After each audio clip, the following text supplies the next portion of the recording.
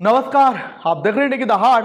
मैं हूं आपके साथ ओम पांडे। तमाम अपडेट आपको लद्दाख हिंसा उसको लेकर देने वाले हैं। देखिए, लद्दाख में जो हिंसा हुई है उस पर तमाम अपडेट आ रही हैं, तमाम आरोप प्रत्यारोप भी चल रहे हैं।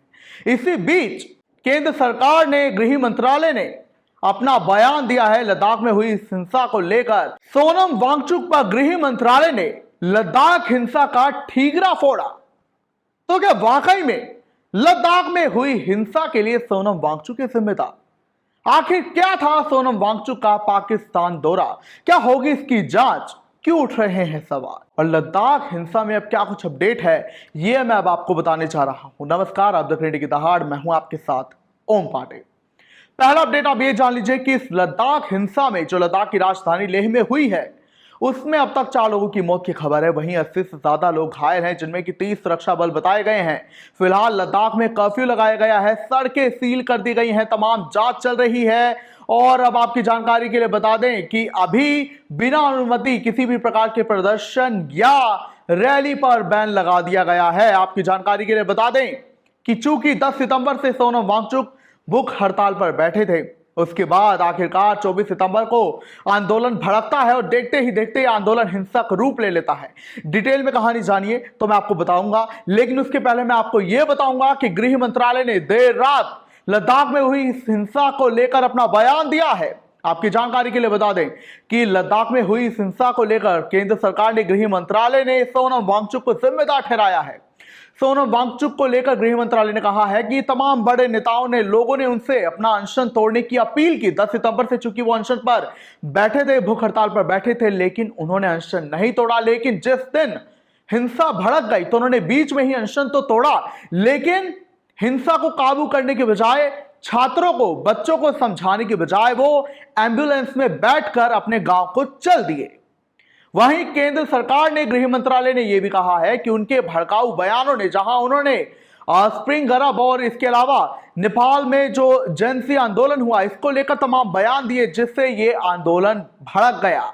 आपकी जानकारी के लिए बता दें कि इस पर ही सोनम वांगचुक ने जब हिंसा भड़की थी तो अपनी नाराजगी जाहिर की थी। उन्होंने कहा था कि पहली बात, भूख हड़ताल न्याय का, मांग पूरी होने का इकलौता रास्ता नहीं है। मैं अपना अनशन फिलहाल खत्म कर रहा हूं क्योंकि मौत के बाद कुछ ऐसा होने नहीं वाला। अगर मौत हो गई तो फिर क्या हमारी मांगे पूरी होंगी? तो उन्होंने अपना अनशन तोड़ दिया और अपील की वो शांति से काम करें। उन्होंने कहा कि हम 5 साल से लद्दाख को पूर्ण राज्य का दर्जा दिलाने को लेकर शांतिपूर्ण प्रदर्शन कर रहे थे। हम पैदल दिल्ली तक गए, लेह से दिल्ली पैदल गए और शांति से हम प्रदर्शन कर रहे थे, लेकिन अब ये शांति विफल होती हुई दिखाई दे रही है क्योंकि आंदोलन उग्र हो गया। उन्होंने कहा छात्रों से कि ये बेवकूफी बंद कर दें, हिंसा ना करें क्योंकि ये दिक्कत वाला काम है। लेकिन उन्होंने साथ ही ये भी कहा कि ये हिंसा भी तभी हुई है जब सरकार ने शांति से हमारी मांगे नहीं सुनी। 10 सितंबर से जब मैं भूख हड़ताल पर बैठा और काफी समय से हम प्रदर्शन कर रहे हैं, यहां तक कि पिछले साल मार्च 2024 से हमने पैदल मार्च जो है शुरू भी किया था, प्रदर्शन तब और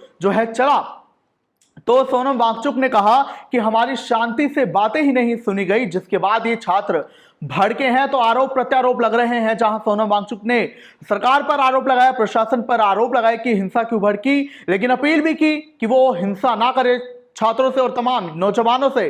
तो वहीं केंद्र सरकार ने भी सोनम वांगचुक पर इसका जो है ठीकरा फोड़ा है। इसके अलावा आपकी जानकारी के लिए बता दें, इस बात को लेकर भी सुरक्षा एजेंसियां अब जांच करने वाली है कि क्या इस हिंसा में विदेशी कनेक्शन है। आपकी जानकारी के लिए बता दें कि सोनम वांगचुक भी अपने पाकिस्तान दौरे को लेकर जो है अब चर्चा में आ गए हैं, जांच के घेरे में आ गए, क्योंकि हाल ही में वो जो है पाकिस्तान गए थे। उन्होंने अपना एक वीडियो जारी किया था जहां वो कह रहे थे मैं इस्लामाबाद में हूं और क्लाइमेट चेंज को लेकर जो एक कॉन्फ्रेंस है उसमें मैं भाग ले रहा हूं, जो कि पाकिस्तान के एक एंटरटेनमेंट चैनल की ओर से आयोजित की गई थी। तो उसमें वो हिस्सा लेने गए थे और इसी को लेकर उन्होंने एक वीडियो भी जारी किया था और कहा जा रहा है कि अब इसी को लेकर जांच जो है सुरक्षा एजेंसियां कर सकती हैं, वो भी जांच के घेरे में आ गए हैं। फिलहाल छावनी में तब्दील हो चुका है लद्दाख। काफी समय से लद्दाख को लेकर जो है पूर्ण राज्य का दर्जा देने को लेकर मांग चल रही थी। अब आपको एक बात पर गौर करना है कि 36 साल पहले लद्दाख में हिंसा हुई थी, उसके बाद 36 सालों से शांति थी। 36 साल पहले हिंसा क्यों हुई थी? 36 साल पहले हिंसा हुई थी कि लद्दाख को यूनियन टेरिटरी यानी कि केंद्र शासित प्रदेश घोषित किया जाए। और अब केंद्र शासित प्रदेश क्योंकि 2019 में बना, तो अब मांग यह है कि इसे पूर्ण राज्य का दर्जा दिया जाए। 36 साल बाद ये हिंसा देखी गई है।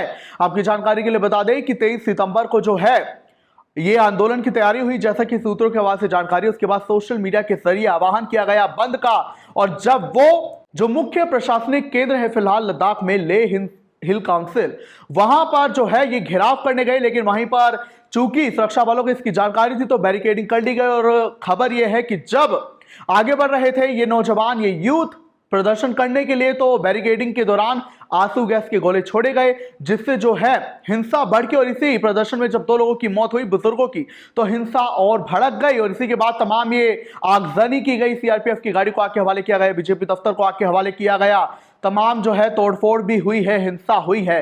फिलहाल जो है शांति की अपील की गई है, और अभी जो है मामले की जांच जारी है कि क्या ये जो हिंसा हुई है इसमें लद्दाख के लोग शामिल थे, या कोई बाहरी कनेक्शन भी है, या क्या कोई विदेशी कनेक्शन है, और क्या कुछ होगा सोनम वांगचुक पर।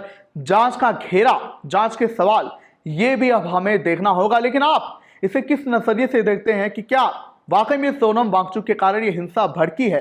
केंद्र का ये रुख आखिर क्या बयां कर रहा है? क्या कुछ आप इस पर कहेंगे? हमें जरूर बताएं।